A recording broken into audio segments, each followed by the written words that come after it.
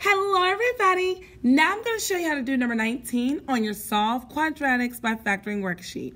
Alright, remember, just like all the other problems, our goal is to make it equal 0 so we can factor and solve.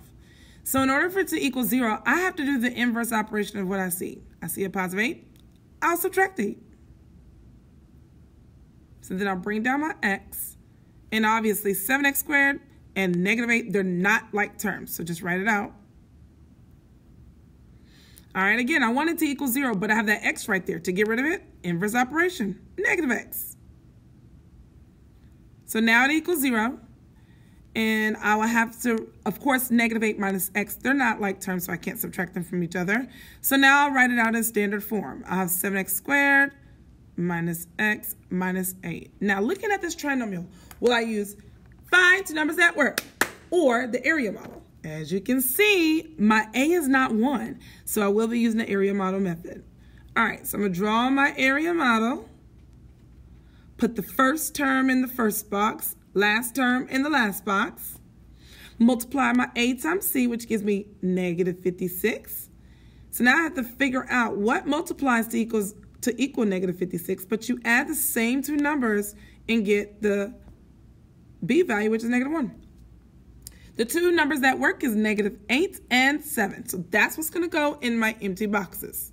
And don't forget to put your variables after them. All right, now I'm going to find the GCF of each row and each column. In my first row, the GCF between 7 and negative 8 is 1. I'm not sure if you write the ones or not, but I'm going to do for my visual learners. And the smallest variable between x squared and x is x. In the second row, my GCF will just be 1. It would not be 1x because 8 doesn't have 1. The negative 8 doesn't have 1. Looking at the first column, the GCF between 7 and 7 is 7. Smallest variable is x. And GCF between negative 8 and negative 8 and negative 8 is negative 8. And I will not put an x because that negative 8 doesn't have 1. All right, so now I will have x plus 1 and 7x minus 8 equal to 0.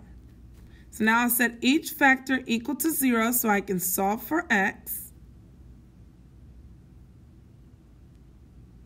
In the first equation, I'll have to subtract 1 on both sides, so x equals negative 1. In the second equation, I will have to add 8 on both sides and to get 7x equals 8. Then divide both sides by 7, and then my x value will equal 8 over 7. That's it!